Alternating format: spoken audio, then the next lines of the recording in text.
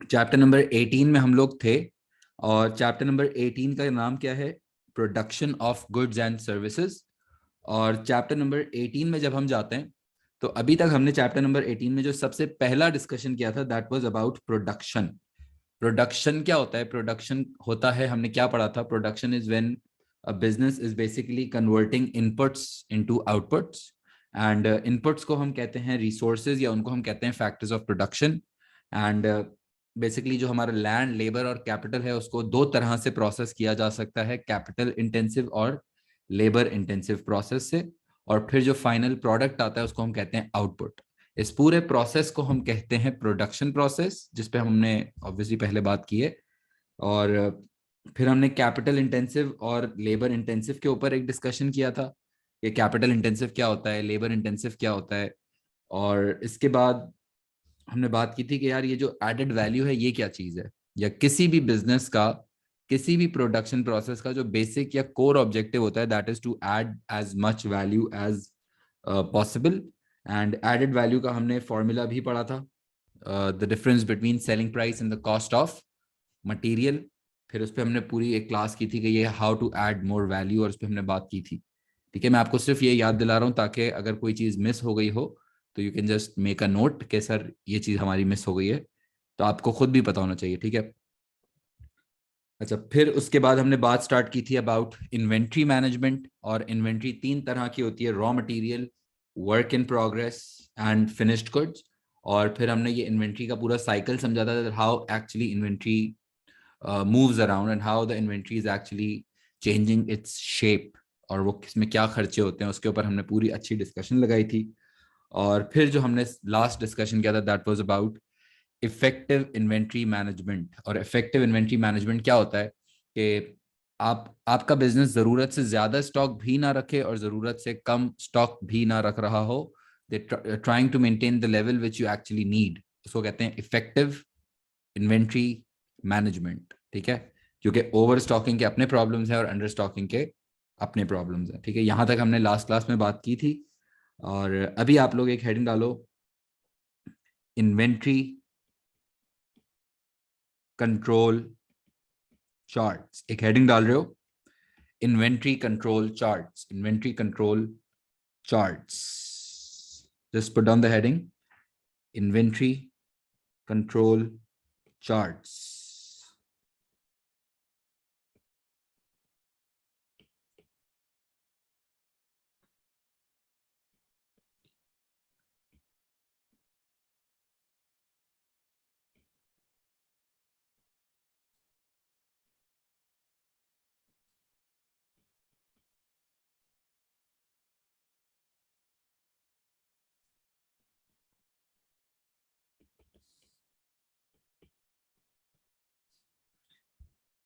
Heading डाल रहे हो inventory control charts.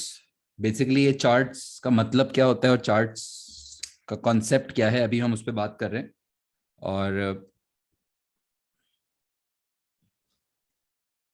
Inventory control chart का जो ये एक्स एक्सिस है ना, एक्स एक्सिस, एक्स एक्सिस पे आता है टाइम।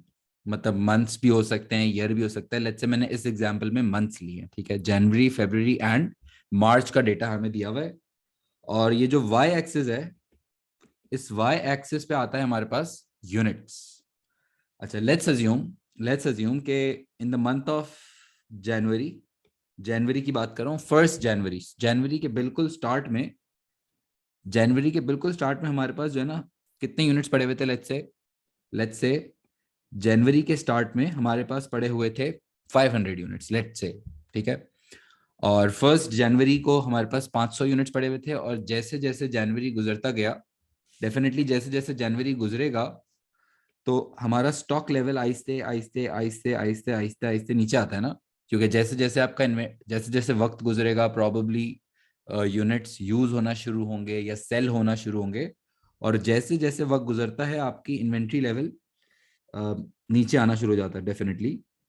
लेट्स से ये नीचे आ रहा था, और जैसे ही हम समवेयर अराउंड, स्टोरी सुनना, थोड़ी देर तक नहीं समझ आएगा, फिर आपको समझ आ जाएगा कि मैं क्या कह रहा हूँ। सही है। अच्छा, वापस एक दफा, जनवरी के स्टार्ट में हमारे पास 500 यूनिट्स पड़े हुए थे, और जैसे जैसे वक्त गुजरता गया हम यूज करते गए और स्टॉक लेवल नीचे आना शुरू हो गया। और 16 जनवरी को, लेट्स से 16 जनवरी को, जब हमारे पास कितने यूनिट्स पड़े हुए थे, हमारे पास 300 यूनिट्स जब पड़े हुए थे स्टॉक में 16 जनवरी को, let's say somewhere somewhere between जनवरी, हमने सप्लायर को कॉल की। हमारे पास कितने यूनिट्स थे, 300। हमने सप्लायर को कॉल की और सप्लायर को कहा कि यार हमें स्टॉक वापस, वापस ऑर्डर किया बेसिकली सप्लायर को।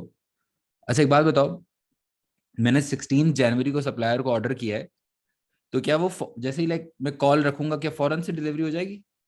फौरन से सप्लायर डिलीवर कर देगा as soon as I order? नहीं, गुड नहीं, क्योंकि ऑब्वियसली सप्लायर सप्लायर भी एक नॉर्मल इंसान है और सप्लायर भी मैन्युफैक्चर करेगा या आगे से अरेंज करेगा। तो खैर मैंने जब इसको कॉल की ना 16 जनवरी को, तो 300 यूनिट्स मेरे पास पड़े हुए थे। मैंने कॉल रख दी, सप्लायर ने बोला कि यार ओके ऑन सीन है, मैं आपको डिलीवर कर रहा हूँ थोड़े टाइम में। ठीक है, ड्यूरिंग दैट टाइम, अब जब सप्लायर भी टाइम ले रहा था ऑब्वियसली, उन दिनों में मैंने अपना स्टॉक और यूज करना शुरू किया। और जैसे ही मैं जनवरी एंड में पहुंचा, मेरे पास कितने यूनिट्स पड़े हुए थे at the end of January?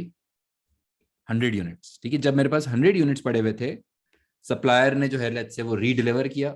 Supplier की गाड़ी आ गई, सप्लायर की गाड़ी आ गई और उसने जैसे ही रीडिलीवर किया, I was on the top again. जैसे ही उसने रीडिलीवर किया, देखो बिल्कुल स्ट्रेट, जब रिफिल हो जाता है ना बेसिकली, तो रिफिल बिल्कुल सीधा ऊपर आता है। और जब वो स्टॉक लेवल इस्तेमाल हो रहा होता है, तो वो स्लो स्लो ग्रेजुअली नीचे आ रहा होता है बेसिकली। सही है। अच्छा वापस एक दफा सुनो। फेब्रुवरी जब स्टार्ट हुआ, तो I had how many units in my inventory? 500 units at the start of February. और फेब्रुवरी जैसे जैसे यूज होना शुरू हुआ, खत्म होना शुरू हुआ, तो मैंने, एक सेकंड, मैंने आहिस्ते आहिस्ते अगेन अपना स्टॉक यूज करना शुरू किया। जैसे ही 300 यूनिट्स बचे थे, मैंने सप्लायर को कॉल की कि यार स्टॉक डिलीवर करो, खत्म होने वाला है। देन मैंने जब कॉल रखी तो थोड़ा टाइम लिया सप्लायर ने, और आहिस्ते आहिस्ते during that time I further used of my inventory. And then जैसे ही फेब्रुवरी एंड आया, the supplier redelivered it and then I was on the top again. That's how my inventory was moving. इसी तरह same story मार्च में भी यही story repeat हुई। Basically the point is कि ये जो इन्वेंट्री कंट्रोल चार्ट है ना, ये आपकी इन्वेंट्री की मूवमेंट शो कर रहा होता है, that how the inventory is increasing और decreasing over time, how the inventory is moving over time. ये आपको कौन सा चार्ट शो करता है? Inventory control chart. अच्छा क्या एग्जाम में सर ये ड्रॉ करने को आएगा? नहीं, ड्रॉ करने को नहीं आएगा, ड्रॉ नहीं करवाएगा आपसे, लेकिन इसकी लेबलिंग आ सकती है। लेबलिंग में क्या होता है, सबसे पहले लेबलिंग सुन लो फिर कॉपी करना। जो ये 500 है, 500, ये जो 500 है ना, इस 500 को हम कहते हैं मैक्सिमम इन्वेंट्री लेवल। क्या कहते हैं? Maximum inventory level. This is the maximum number of units that a business will want to keep. इससे ज्यादा फिर आप ओवर स्टॉक हो जाओगे। बेसिकली जो सबसे ज्यादा स्टॉक लेवल आप रखना चाहते हो या रख सकते हो, उसको कहते हैं मैक्सिमम इन्वेंट्री लेवल। तो फिर इस 100 को क्या कहेंगे? कम से कम कितना रखते हैं? 100। एटलीस्ट हम कोशिश करते हैं कि हम 100 तो रखें। इस 100 को हम अच्छे वर्ड्स में क्या कहते हैं? Minimum inventory level. क्या कहते हैं? मिनिमम इन्वेंट्री लेवल भी कहते हैं, और यस गुड पॉइंट, इसका एक और नाम भी होता है जिसको कहते हैं हम लोग बफर इन्वेंट्री। ये जो लेवल है ना, इस लेवल को हम बफर इन्वेंट्री भी कहते हैं, बैकअप स्टॉक भी कहते हैं, या सेफ्टी स्टॉक भी कहते हैं। ठीक है, 3-4 नाम होते हैं। मिनिमम भी कह सकते हैं, बफर भी कह सकते हैं, बैकअप इन्वेंट्री जो कम से कम, यानी हम कोशिश करते हैं कि हम 100 से कम ना रखें, 100 यूनिट से कम ना रखें, क्योंकि अगर इन केस कभी कुछ प्रॉब्लम हो जाता है, अगर लेट्स से सप्लायर डिलीवर नहीं कर सकता, या अगर कोई बड़ा कस्टमर अचानक से आ जाता है, तो for unforeseen reasons, for any unexpected reasons, the inventory level that we keep is known as buffer inventory, और it's known as minimum inventory level. ठीक है। अच्छा, और ये जो 300 है, 300 यूनिट्स, ये वाला लेवल जो था ना, इस लेवल को हम कहते हैं री क्या होता था, याद है ना, 300 पे जब भी होता था मैं सप्लायर को कॉल करता था ना, इस 300 को कहते हैं रीऑर्डर लेवल। क्या कहते हैं? Good, reorder level. और एक बात बताओ कि जब हम हर दफा इन्वेंट्री ऑर्डर करते थे तो कितनी यूनिट्स मंगवाते थे? How many units did we order every time? हम क्या कहते थे सप्लायर को, कितने यूनिट्स चाहिए? हर हम कहते होंगे 400, क्योंकि देखो ना, जैसे ही गुड, जैसे ही हम 100 पे होते थे और वो हमें रीडिलीवर करता था, और ये जो लाइन थी ना बेसिकली, या मैं इसको पता नहीं कैसे हाईलाइट करूंगा, लेकिन ये जो लाइन है ना, इस लाइन को हम कहते हैं री ऑर्डर क्वांटिटी। क्या कहते हैं? जो 400 है हमारा, basically the number of units that I reorder every time, उसको कहते हैं reorder quantity. The number of units that we are reordering every time, उसको कहते हैं री ऑर्डर क्वांटिटी। और एक और टर्म जिसको कहते हैं, जो टाइम था ना सप्लायर ने, जैसे फर्स्ट मंथ में हमने ऑर्डर किया था 16 जैन को ना, 16 जैन को हमने सप्लायर को कॉल की थी, और उसने थोड़ा जो टाइम लिया था, लेट्स से उसने डिलीवर किया था 31 जैन में, यानी कि 15 16 14 15 दिन के बाद। अब ये जो टाइम है ना, टाइम जो सप्लायर ले रहा है टू री डिलीवर, जितना टाइम सप्लायर को लगता है स्टॉक्स री डिलीवर करने में, उस टाइम को हम कहते हैं लीड टाइम। क्या कहते हैं? Lead time. Lead time is the time period taken by the suppliers to redeliver stocks, कि सप्लायर कितना टाइम लगा रहा है डिलीवर करने में। और जाहिर है लीड टाइम जितना कम होगा उतनी अच्छी बात है। जितना ज्यादा टाइम सप्लायर को चाहिए होगा, फिर हमें उतना पहले से ऑर्डर देना पड़ेगा, और हमें उतना पहले से प्लानिंग करनी पड़ेगी, because we will want that the supplier should deliver as soon as possible, ताकि हमें बहुत पहले से ऑर्डर देने वाली प्लानिंग और वो सब ना करना पड़े। बट जितना छोटा और जितना कम लीड टाइम होगा हमारे लिए, उतना इन्वेंट्री मैनेजमेंट आसान होगा। सही है, गुड। और एक और बात ये इसमें इसमें एक सवाल भी बन रहा है, एक प्रॉपर डिस्कशन के बाद एक क्वेश्चन बन रहा है कि मुझे बताओ कि क्या प्रैक्टिकली, बहुत इंपॉर्टेंट बात है यहाँ, क्या प्रैक्टिकली सब कुछ इतना इजी होता होगा कि मतलब हर दफा every time we call it's like 300 units, and हर दफा हम 400 यूनिट्स ही मंगवाते हैं, हर दफा वो मंथ एंड पे ही डिलीवर करता है, और हर दफा हम 500 से ऊपर जाते ही नहीं है, तो क्या प्रैक्टिकली इतना इतना स्मूथ होता होगा सब कुछ? प्रैक्टिकली तो मतलब ऑब्वियसली इतना इतना स्मूथ नहीं हो सकता, कुछ ना कुछ चेंजेस आ जाते होंगे।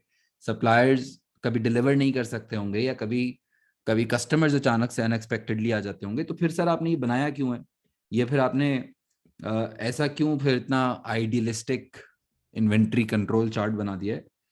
तो देखो, इसको कहते क्या है? Inventory control chart. Control control chart का मतलब एक्चुअल चार्ट नहीं होता है। सुनना ये बात, जरूरी नहीं है कि ये एक्चुअल में भी ऐसा ही हो। एक्चुअल इन्वेंट्री मूवमेंट तो डेफिनेटली बहुत ज्यादा फ्लक्चुएटिंग होगी और बहुत ज्यादा डिफरेंट होगी, इतनी आइडियलिस्टिक नहीं हो सकती एक्चुअल इन्वेंट्री। लेकिन होता क्या है कि जब आपके पास ये चार्ट रेडी होगा ना, तो ये आपका एक तरह से यूं समझो, जैसे एक एग्जांपल देता हूं। जैसे अगर ये आपका वेयरहाउस है, ठीक है, ये आपका वेयरहाउस है जहां पे आप स्टॉक रखते हो, सही है। और क्या, और ये जो बंदा है ना, इस बंदे का नाम क्या है? इस बंदे का नाम है, ये छोटू है। सही है, ये छोटू है हमारे हमारे वेयरहाउस का, जो हमारे वेयरहाउस का फुल ख्याल रखता है, और he is basically the warehouse incharge. ठीक है, छोटू कहते हैं उसको हम प्यार से। और ये जो है ना, ये मैनेजर हैं, ये मैनेजर हैं। अब सुनना एक बात, हाँ। और मैनेजर ने जो है ना वेयरहाउस में एक सरप्राइज एंट्री मारी, और अचानक से बोला, यार छोटू बात सुनो। छोटू ने सुना, और छोटू को पूछ रहे हैं, मैनेजर पूछ रहे हैं, ये मैनेजर हैं, और मैनेजर जो है ना इनसे पूछ रहे हैं छोटू से कि यार बताओ कितनी इन्वेंट्री पड़ी है, कितने units, how many units are left in in our warehouse. तो ही रिप्लाइड, छोटू रिप्लाइड के सर अभी पड़े हुए हैं हमारे पास 270 यूनिट्स। क्या जवाब दिया उसने? हमारे पास कितने यूनिट्स पड़े हुए हैं? 270 यूनिट्स। अच्छा, मैनेजर ने सोचा कि 270, और मैनेजर को पता था कि इनका इन्वेंट्री कंट्रोल चार्ट क्या कहता है इन्वेंट्री कंट्रोल चार्ट? ये कहता है कि जब 300 हो ना तो रीऑर्डर हो जाना चाहिए, है ना। जो हमारा कंट्रोल सिस्टम है उसके हिसाब से 300 के ऊपर सप्लायर को ऑर्डर चला जाना चाहिए। लेकिन जैसे ही इसने छोटू ने बोला कितने यूनिट्स बचे, 270, तो मैनेजर ने कहा, मैनेजर रिस्पॉन्डेड कि अच्छा ऑर्डर दे दिया सप्लायर को, सप्लायर को ऑर्डर दे दिया ना। That's what manager responded. Why? Because he new कि 300 पे हमें रीऑर्डर करना है। अब चलो बल्कि इसकी एक और छोटी सी एग्जांपल। अच्छा, मैनेजर ने एंट्री मारी और एंट्री मार के पूछा कि यार छोटू कितने यूनिट्स बचे हैं। छोटू सेड 71 यूनिट्स बचे हैं सर, 71 यूनिट्स बचे हुए हैं। बताओ मैनेजर को क्या सोचना चाहिए? मैनेजर ने जैसे ही 71 देखा ना, तो मैनेजर वाज लाइक ये तो बहुत कम है यार। मतलब सप्लायर ने अभी तक ऑर्डर क्यों नहीं किया और डिलीवर क्यों नहीं किया? मतलब क्या डिलीवरी लेट है क्या? मतलब what's happening? Basically we are actually below our buffer inventory level and we are using from the buffer. So the point is कि जैसे ही आप एक्चुअल इन्वेंट्री मूवमेंट देखते हो तो आप उसको इसके कंट्रोल चार्ट से कंपेयर कर सकते हो, और आपको पता होगा कि इन्वेंट्री मूवमेंट सही चल रही है या सही नहीं चल रही है। The point is the point is कि ये इन्वेंट्री कंट्रोल चार्ट है, और ये इन्वेंट्री कंट्रोल चार्ट आपको इन्वेंट्री मूवमेंट कंट्रोल करने में हेल्प करता है। एक्चुअली इतना इजी और इतना स्मूथ नहीं होता। आप जब एक्चुअल इन्वेंट्री को अपने इस कंट्रोल चार्ट के साथ कंपेयर करते हो तब आपको पता चलता है कि that whether the inventory is under control or whether the inventory is getting out of control. Getting my point? It's just to keep the track. It's just to keep a control that whether everything is under control basically. Point समझ आया? इसका नाम ही क्या है? Inventory control chart. और definitely इस ये पूरा ड्रॉ नहीं करने को आएगा, बट हमें पता होना चाहिए कि इस कंट्रोल चार्ट का इस्तेमाल किया है। और इन जो टर्म्स हैं, टर्म्स आपके सामने जो लिखे हुए हैं, वो टर्म्स का मतलब क्या है, इनके आपको बस proper definitions and the labelling, not the drawing, the labelling only. सही है? इसको कहते हैं इन्वेंट्री कंट्रोल चार्ट्स।